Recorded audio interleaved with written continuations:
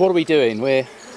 We're having a look to see what state they're in actual fact, rather than just seeing a few bees flying in and out and thinking, oh, they're all right then. So we're going to have a bit of a glance at some of the frames. So we're going to see how many frames of brood they've got and what the state of the frames, some of the frames is, and all that sort of nonsense. So takes the colourboard off and reveals a third eaten pack of fondant. That first frame, well, looking at that, I would expect to find brood on this one,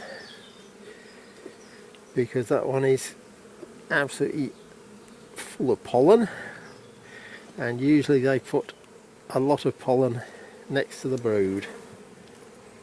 So here we go, sealed brood. Wow, yes. That's a really good brood pattern. And there's one there that's, I think that's Sac Brood, that one.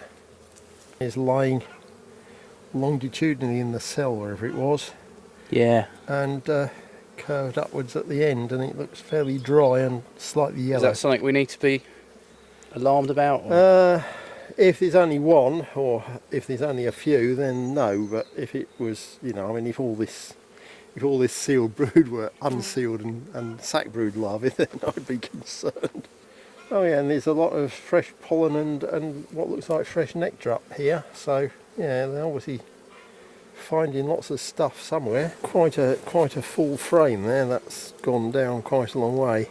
We've got some drone as well here, haven't we? Is that drone? Yeah, there's a couple of drone there, 3 or 4 drone brood. There's one there, a bit further over. No drones actually that we can see walking around yet. Any drones walking about, but I wouldn't expect to really. I mean, they do. I will say that they produce drones a lot earlier than a lot of people think they do. Generally speaking, their first swarms are going to be probably in the middle of April. And they won't swarm until there are viable sexually mature drones about. And we are told that drones don't become sexually mature until they're about 56 days old. Is that from hatching or from from the egg? Or I think that's from the egg. Yeah.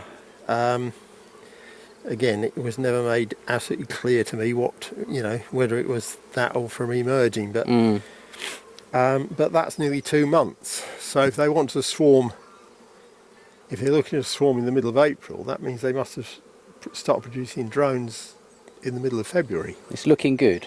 Yeah, it's looking good so far. I'm not seeing any varroa on the bees so far. Haven't seen any deformed wing. Haven't seen any problems like that. Only the little one cell of possible sac brood. What I think is sac brood. Another good 2/3 of a frame of solid brood. And the same on that side. And the same on that side. Slightly younger, but you know, still about the same area of sealed brood. That's going to be emerging in the next probably week or so. When should people be worried about putting supers on or anything yet? If there happen to be, and in the past there has been, a reasonable flow from things like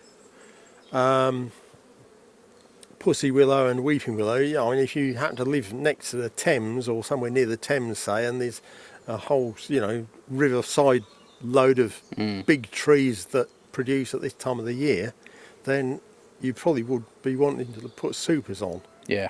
Because that nectar is going to start being produced pretty soon if it isn't being produced already. Yeah. And where you have a lot of those sort of trees, you've got a huge potential for a lot of nectar to come in very quickly. Yeah.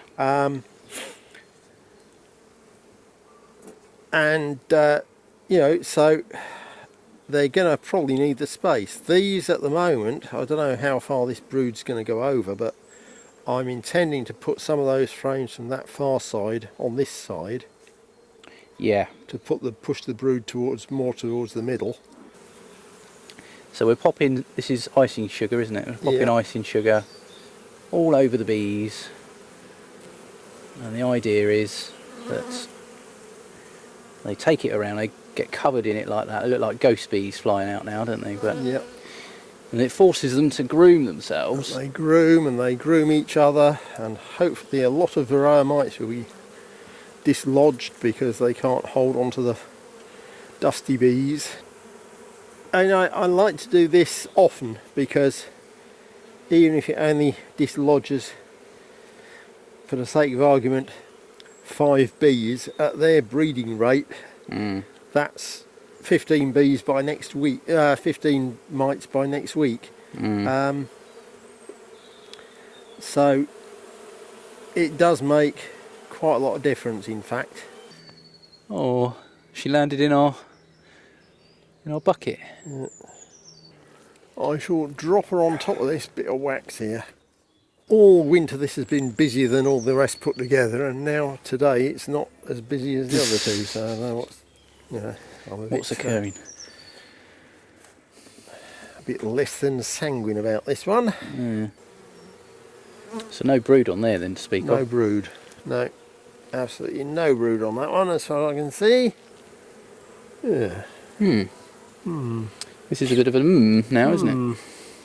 This is definitely an I'm wondering if the queen's in there still. I think she might have died. Because she was older than the others. That's true. So if they are queenless, can we do anything for these? Not really at this time of year. The only thing we could do is We could nick some brood. well, yeah, we could nick some brood, I suppose, but it doesn't solve the queenless problem. No. It would hold the bees together until we can solve the queenless problem. And give them a few extra bees as well.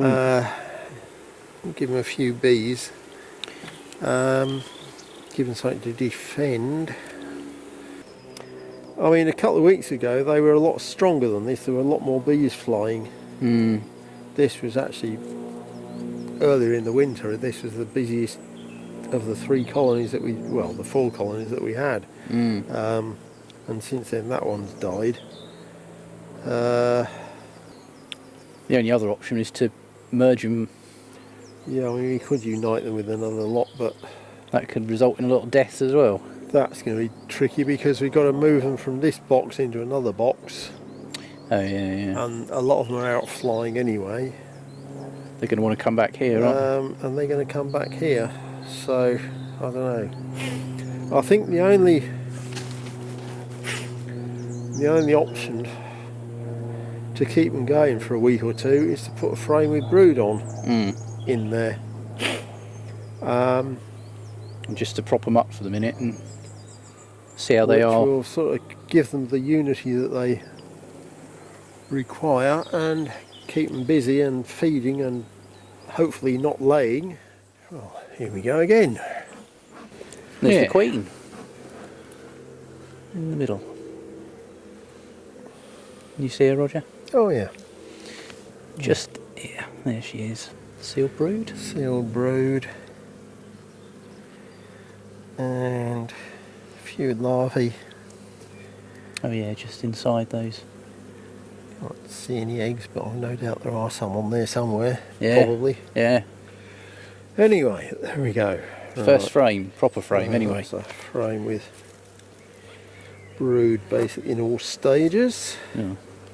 Might only be So one. that's mostly sealed brood, bit of pollen, and see, there's not a whole lot in this one. More in the WBC, More wasn't in the WBC. it? So from the WBC, we'll Yeah. probably take a frame. So we're back at the WBC. We're back at the WBC, hoping to steal a frame with, I think probably as well, if we have a little bit of sealed brood and mostly eggs if we can find one. And it just shows how very different they can be. Oh, between all these colonies, yeah. You know, I mean, we've got 3, well, you know, we've started off the winter with 4 colonies. One has died out over the winter, although it was looking fine earlier. The nuke has gone queenless apparently in the last 3 or 4 weeks. And this one is at least twice as strong in terms of brood as that one over there. I suppose they really want some caps so they get those bees hatched without too much. Yeah, I mean, we don't want incubation. to put them in there if they need too much care and attention. Also, keeping an eye for the queen, I suppose, as well. Yeah, more seal brood than I really want. And that side is, again, nearly all seal brood. What about that one? It's a bit of a mix, isn't it? Yeah, again, it's Too much. too brooding far in. down, really. Yeah. I think it's. Yeah, I don't know. I don't know whether this is actually a good idea or not, really. Considering it further, you know, it's too far. It's too far down there. I mean, I'm looking at something with Sort of almost super. nothing Depth. much below half that's Yeah. actually going to get cold, because there aren't a huge lot of bees in that one. So I think truly, I think we're going to leave it. I think we're not Yeah. going to risk losing stuff because of that. I just have to bite the bullet and say I think they're probably gone. Well, I think I'm pretty sanguine that the WBC and the Wooden National are going to come through the winter. Yeah. The others, well, you know, the nuke, really, it's not unexpected for the queen to fail at this age, you know, considering what we've had recently with quite a lot of queens failing, even in their first season, never mind their second or third. Yeah, it's a third, isn't it? Yeah.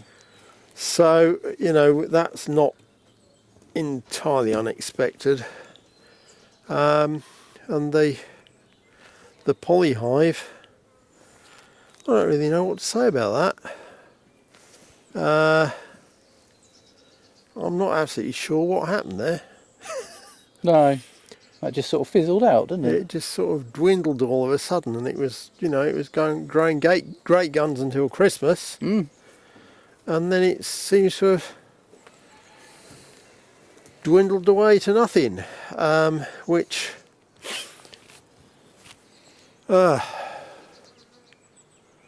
mean, we haven't really had a proper look in there, have we? I suppose you could do that now if you like. Oh yeah, we could do, couldn't we? See what's actually. See if there's Right, any. let's have a proper go through. So superficially, it just looks like Varroa. The fact that they've been flying all winter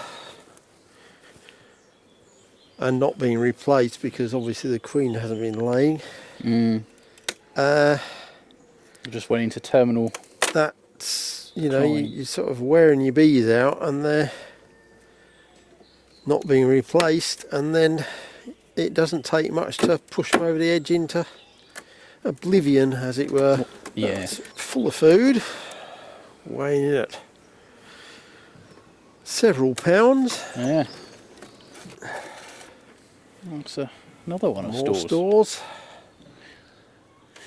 And, I mean, some of that's not even crystallised by the look of it from this side. I mean, they obviously didn't die of Starvation. starvation. We got a bit of brood there, look. Oh yeah. That's Varroa then. But that's, I mean, this sort of patchy brood and seal brood left in the cells is classic Varroaosis. And they're wet and sludgy. Then, you know, we're not going to find any Varroa on them. No, they're too decomposed, aren't they? They'd probably stick in the sides of the cells, and they're not going to come out on the bees so much. I mean, you know, some bright spark will say this is dysentery and this is The Seamer and nosema, but it isn't. It's dysentery. Yeah, I'll give you that. It's crapping in the hive, but it's not because they've got dysentery. It's because they're the last few knock-ins and they don't want to go outside. Anyway, right. Well, I reckon that was. So we're done then? Varroa. Yep. we'll see everybody next time. Possibly next week. Possibly next week. Thank you for watching our video here on YouTube. Don't forget, if you like what we're doing, subscribe for future video updates and give us a thumbs up and share if you enjoy our videos. Until next time, goodbye from Mantel Farm.